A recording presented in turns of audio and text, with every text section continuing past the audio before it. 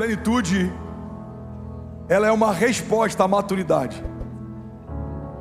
E é sobre isso que eu quero pregar hoje, sobre a beleza da maturidade. Talvez seja desencorajador esse tema. Uau, vai falar sobre maturidade, eu queria ouvir sua promessa sobre fé, sobre ativação, sobre gigante. Mas uma das coisas interessantes da maturidade é que a gente passa a valorizar menos alguns desses itens, a gente passa a valorizar mais princípios, fundamentos, porque todos eles nos dão acesso a vencer tudo isso. Vou falar de novo, alguém vai pegar isso. Tem estações que a gente quer se mover pela força e aprende a ser forte. Tem estações que a gente quer se mover pelo dom e a gente aprende a fluir com mais unção. Mas a maturidade faz a gente entender que tudo isso é passageiro. Eu tenho 35 anos, sou relativamente jovem, mas tenho 3 filhos. Já passei por despejo, falência, humilhação, perseguição. Eu sei o que é ter uma esposa grávida e a despensa vazia. Eu sei o que é plantar igreja e a conta de luz cortada. Eu sei o que é ser perseguido por quem você honrou. Eu sei o que é ter que abrir mão de tudo quando está tudo confortável. Você planta uma igreja, estabelece, e quando está tudo bem, você começa a usufruir do conforto. Deus remove como se puxasse o seu tapete e te leva para um novo nível. E o que isso tem me ensinado? A maturidade tem me ensinado, irmão, que consciência, entendimento, fundamento, revelação é muito mais importante do que ser usado. Você sabe por quê? Porque o uso é temporário. Homens são usados para homens, mas nos céus ninguém vai precisar do seu dom de cura, porque ninguém vai precisar mais ser curado. Nos céus ninguém vai precisar da sua unção profética de revelação, porque tudo já vai ser revelado. Nos céus ninguém vai precisar mais do seu pastoreio, porque existe um bom pastor que vai pastorear todos nós. Nos céus ninguém vai precisar do nosso mover apostólico, porque não tem mais igrejas sendo plantadas ou fundamentadas. Uma única igreja gloriosa, cantando santo, santo, santo é o Senhor dos exércitos, e toda a terra está cheia da sua glória. Vai estar junto num só coral, numa só voz. Alguém está comigo? Diga amém. Eu aprendi, e a maturidade que eu tenho hoje não se compara com a maturidade que eu vou ter, mas também não se compara com a maturidade que eu já tive. Talvez alguns vão dizer: pastor, 35 anos, quer falar sobre maturidade? Não, irmão. A maturidade tem me ensinado que quanto mais a gente cresce em maturidade, mais a gente entende que não sabe nada. Quando a gente é jovem, acha que sabe tudo, quer dar opinião sobre tudo, e a maturidade faz a gente falar menos, ouvir mais. A maturidade faz a gente buscar coisas que no início a gente negligenciava. Eu preguei aqui sobre especialistas em Deus. Eu falei sobre Davi. A maior graça que havia sobre Davi não era o fato dele ter sido forjado para batalhas. Davi era um guerreiro porque precisava guerrear, mas Deus não chamou ele fundamentalmente para ser um homem de guerra. Deus chamou ele para ser rei. E por que ele batalhava? Porque ele precisava batalhar. Essa é a diferença entre meninos e homens. Meninos fazem o que querem fazer, homens fazem o que precisa ser feito. Você está comigo? Então Davi não carregava como favor e graça as suas habilidades de luta, apesar de lutar. Davi não carregava como centro da sua história e do seu legado habilidades em guerras, apesar de guerrear. Irmão, guarda isso, olha para mim. Você vai ter características que vão ser formas de Deus te usar, mas não é sobre isso que se resume a sua história.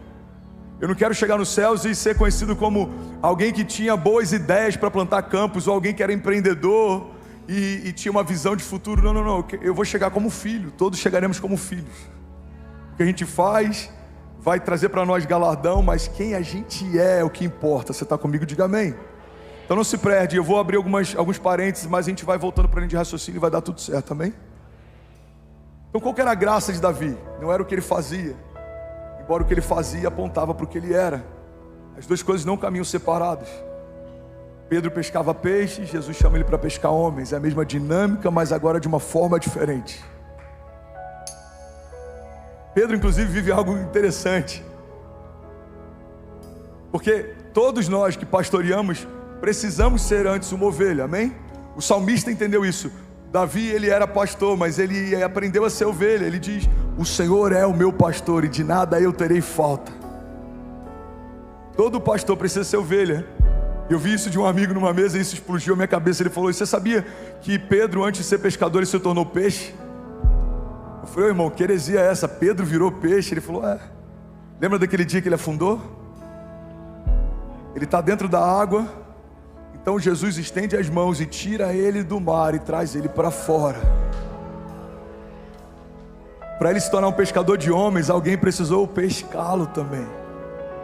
Todas as vezes que Pedro pescasse um homem, trazendo o melhor dele para fora, ele estava fazendo o que fizeram com ele um dia que ele estava afundando. Então qual que era a graça de Davi? A graça de Davi é que Davi se tornou um especialista em Deus.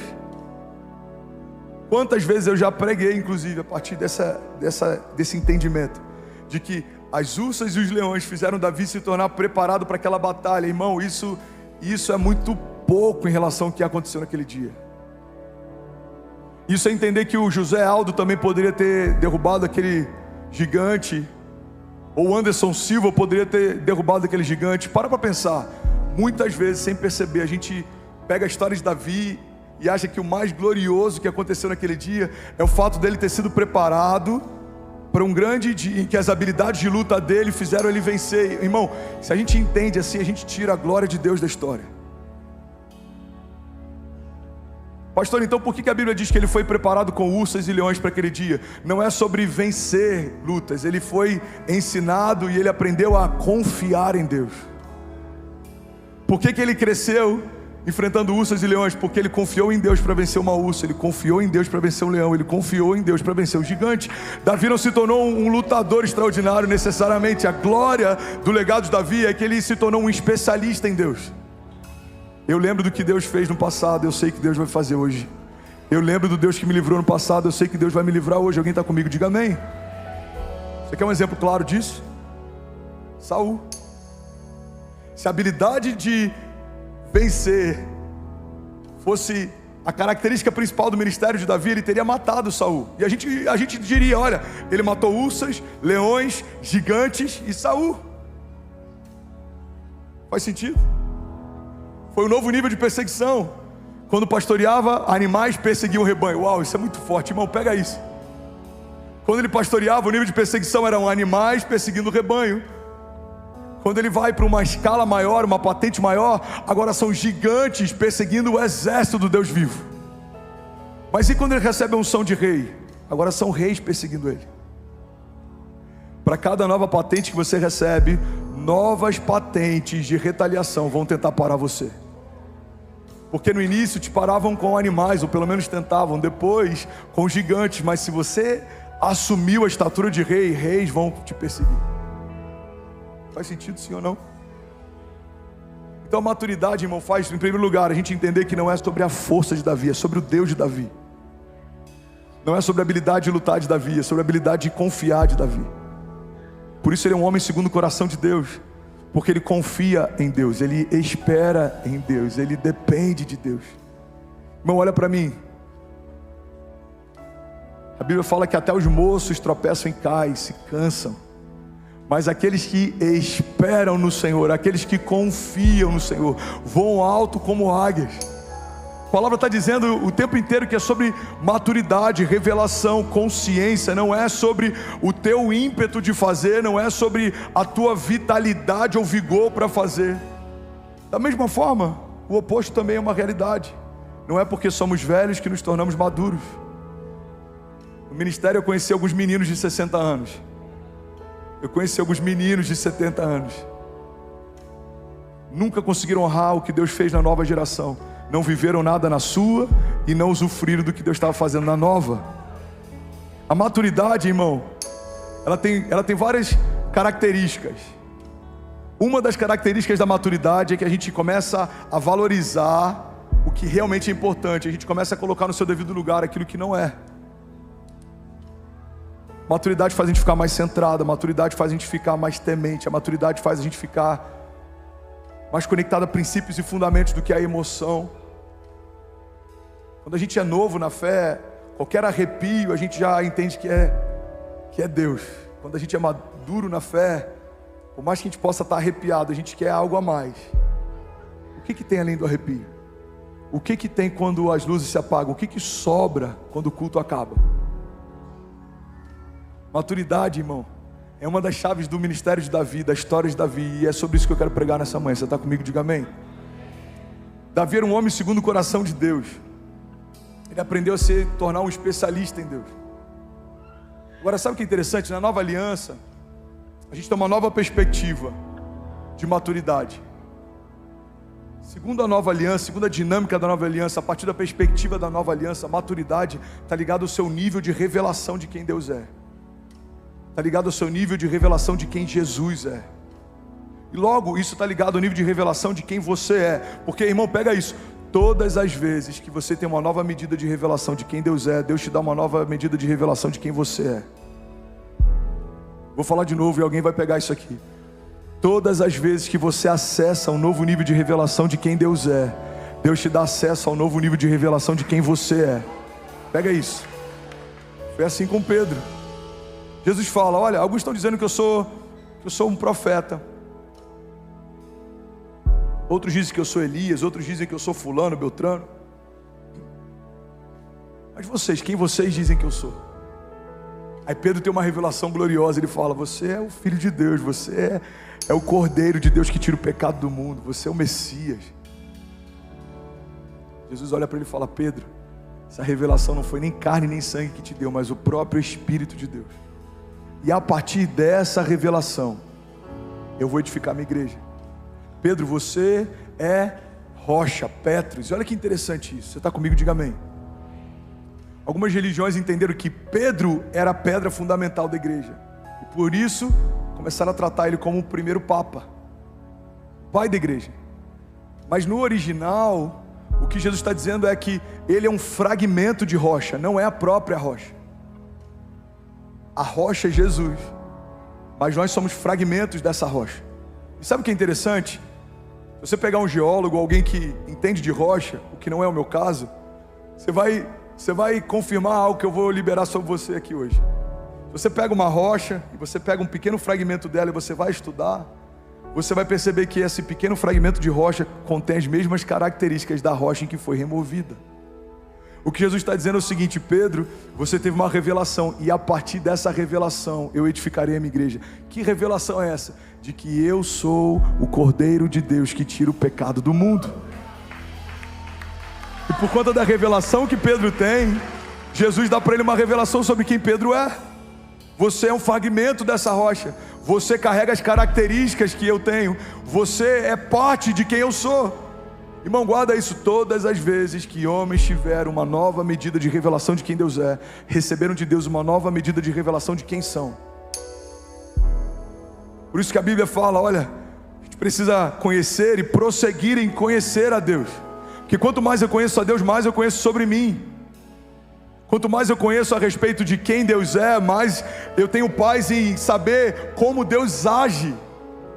Você lembra daquele episódio da tempestade? Alguém está recebendo algo de Deus aqui? Eu estou feliz em pregar aqui hoje. Aquele episódio da tempestade, a Bíblia diz que Jesus se levanta e ele exorta. Ele dá uma palavra, ele fala, mar, acalma-te, vento, aquieta-te. E o mar obedece, o vento obedece. Então os discípulos perguntam entre si, quem é esse que até o vento e o mar lhe obedecem? A gente acha extraordinário o que Jesus fez, mas tão extraordinário quanto é o que Jesus sabia para fazer o que fez. Jesus sabia que aquela tempestade não era uma obra do Pai, por isso ele repreende. Ele fala, tempestade, cessa, vento, cala-te, mar, acalma-te. Irmão, pega isso. Jesus jamais repreenderia algo que o próprio Pai fez. Logo, Jesus sabia o que não era do Pai, e por isso ele sabia o que era do Pai. Irmão, olha para mim, tem muita gente abraçando propostas, achando que são promessas. Tem muita gente celebrando filhos da precipitação, achando que são filhos da promessa. Deus te promete algo, você tenta dar um jeitinho, você faz algo parecido. Qual que é o problema? Aquilo que parece com o que Deus te prometeu, não é o que Deus te prometeu. A porta que parece com a porta que Deus prometeu, não é a porta que Deus prometeu. Pastor, como que eu vou saber? Com maturidade, Conhecer e prosseguir em conhecer. Quanto mais eu conheço, mais eu sei quando é a voz dele e quando não é, o que ele faz e o que ele não faz, quando é Deus me chamando e quando não é Deus me chamando, quando é Deus abrindo e quando não é Deus abrindo, quando é uma proposta e quando é uma promessa. Você está comigo? Diga amém. Então Jesus, ele sabia o que era de Deus, logo ele rejeitava o que não era de Deus. Irmão, tão importante quanto a gente perseguir as coisas de Deus é a gente discernir o que não é de Deus. Tem muita gente cansada porque forçou portas achando que estava sendo resiliente e só estava sendo insistente. Uma pessoa uma vez me perguntou: pastor, você fala tanto sobre perseverança, sobre fé, sobre resiliência, como que eu vou saber quando eu estou sendo resiliente, quando eu estou sendo persistente? É simples. Pergunta é: você tem uma palavra para fazer o que faz? Porque se Deus te deu uma palavra, o fato de você não desistir é porque você é resiliente. Mas se você não tem uma palavra, o fato de você estar insistindo nisso é porque você é insistente. Maturidade está ligado a sabermos quem Deus é, e isso dá acesso a sabermos quem nós somos. Irmão, olha para mim, uma das coisas mais perigosas da nossa geração é essa ferramenta, essa ideia, essa estratégia a respeito de pegarmos referências e modelarmos elas. Pastor, isso está errado? Depende. Depende do quanto você faz, depende do quanto você deixou de ser para que alguém pudesse ser dentro de você. Depende do quanto é só inspiração ou você está se tornando alguém que você não é. Por quê, irmão? Porque olha para mim, porque existe um princípio fundamental. Deus não unge quem você finge ser, Deus unge quem você é. Pega essa chave. Deus não unge personagens, Deus unge pessoas. Na geração da comparação, a gente está se despindo de quem a gente é para tentar abraçar alguém que a gente acha incrível. Mas o problema fundamental disso é que Deus não vai ungir o personagem que eu me tornei. Deus está esperando eu voltar a ser quem Ele me chamou para ser. É isso que o novo nascimento faz. Deixamos para trás as coisas velhas. Ou seja, nós nos despimos de quem a gente se tornou, para a gente poder ser vestido de quem Deus sempre quis que a gente fosse. E para que aí então a gente possa ser revestido de quem Deus é. Cara, isso é muito forte. Pega isso aqui. O que é uma nova natureza? A palavra diz: para a gente não se conformar com os padrões desse mundo. Ou seja, existe uma forma. Então não vos conformeis, não se adaptem a esse formato, mas antes sejam transformados, ou seja, uma nova forma, pela renovação do vosso entendimento, para que possam experimentar qual é a boa, agradável e perfeita vontade de Deus. Deus não usa nada que foi usado, irmão. Olha para mim. Deus não usa nada que já foi usado. Pastor, então não tem como você pregar, não tem como Paulo pregar, não tem como Pedro pregar. Não. Deus não usa nada que foi usado, porque antes de usar, Ele quebra e faz de novo. O Pedro que cura com a sombra não é o Pedro que é convidado no primeiro dia que encontra Jesus. Ele nasceu de novo. Ele foi revestido de poder em Atos. Ele recebeu uma nova porção do Espírito. O Paulo, que começa a pregar, fundamentar, plantar igrejas, escreveu a maior parte do Novo Testamento, teve as maiores revelações da Nova Aliança. Não é o mesmo Saulo que foi encontrado por Jesus no caminho de Damasco. Ele era um perseguidor até aquele encontro, perdeu a visão durante o encontro, se tornou Paulo, o apóstolo, depois do encontro. Saulo, por que me persegues?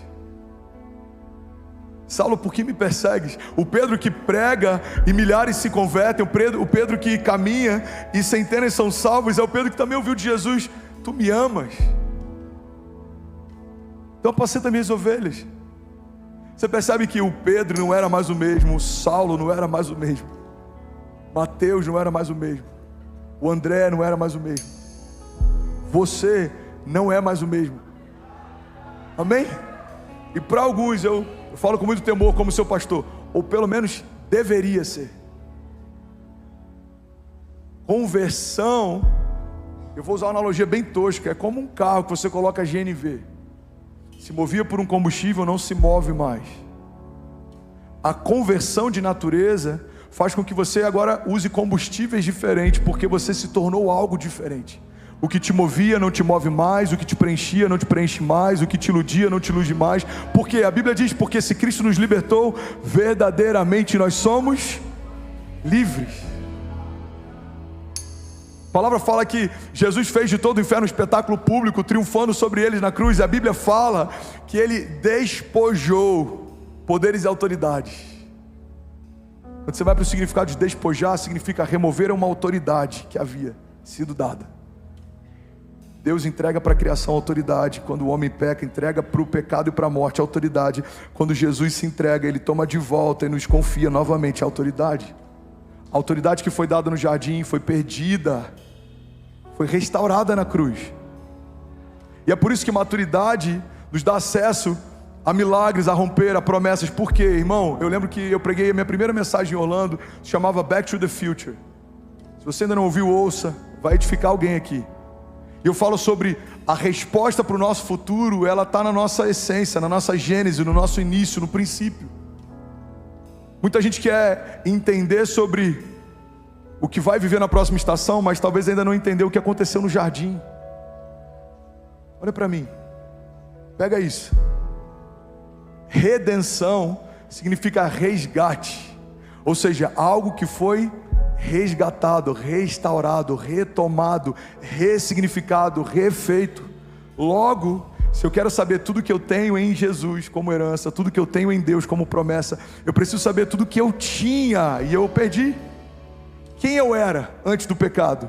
O que Deus me confiou antes do pecado? Porque a graça nos coloca no lugar como se o pecado nunca tivesse existido. Você volta a ter autoridade em nome de Jesus. Você volta a ter governo sobre a criação e sobre a terra. Você volta a ter voz profética e liderança. Você volta a ter imortalidade, porque agora você se tornou um com o Pai por toda a eternidade. Você volta a ter acesso à própria vida de Deus, o fôlego que foi soprado em Gênesis, o zoe de Deus, o fôlego de vida que foi soprado sobre a criação no 6º dia, foi restaurado através de Jesus na redenção. A gente vai para Gênesis.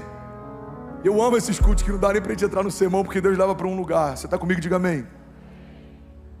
A gente vai para Gênesis. A Bíblia diz que Deus fez o homem com as mãos, do pó da terra, mas ele ainda não tinha vida. Cara, isso é muito forte. Pega isso em nome de Jesus. O que a Bíblia está ensinando é que você pode ter sido feito, você pode estar de pé, mas você não necessariamente está vivo. A gente vê essa mesma dinâmica naquele momento do Vale de Ossos Secos. Ele fala para o profeta: esse Vale de Ossos Secos por acaso pode voltar a viver? Ele fala: Senhor, tu sabes. Então abre a tua boca e profetiza. E aí o profeta fala: Vale de Ossos Secos, ouçam o que diz a voz do Senhor. E aí começa a se ouvir um som de ossos se juntando a ossos, e um exército grande se levanta. Mas a Bíblia diz que então o Senhor soprou sobre eles o Espírito, e eles passaram a viver. Nem todo mundo que está de pé está vivo. Nem todo mundo que está batalhando está vivo. Nem todo mundo que está funcionando está vivo. Bom, olha para mim, Deus não chamou uma igreja para funcionar. Deus chamou uma igreja para viver a vida do tipo de Deus. Alguém está comigo aqui? Alguém recebe isso aqui? Aleluia. Aleluia. Então olha que poderoso, lá em Gênesis, Deus fez o homem. E aí então ele sopra sobre o homem o fôlego de vida. Alguém lembra desse momento da história? Quando a gente vai para o original, esse sopro, esse fôlego de vida que Deus sopra sobre o homem, se chama Zoe, ou seja, a própria vida de Deus. Sabe onde a gente vê esse termo no original de novo? Com Jesus. Jesus fala: o inimigo veio para roubar, matar e destruir, mas eu vim para que tenham vida, e vida em abundância. A vida que Jesus cita nesse momento não é uma vida comum, é o Zoe, a própria vida de Deus. O que Jesus está dizendo é: a vida que o meu Pai soprou no jardim, eu vim para que seja soprado de novo em vocês. A vida que você recebeu no princípio, quando não havia pecado, eu vim para que seja soprada de novo, como se o pecado não houvesse mais.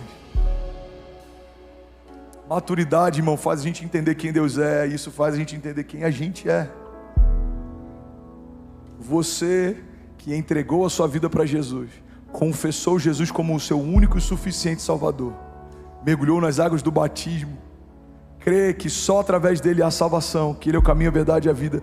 Você se tornou um com o Pai, você se tornou filho, não mais escravo, mas agora filho de Deus.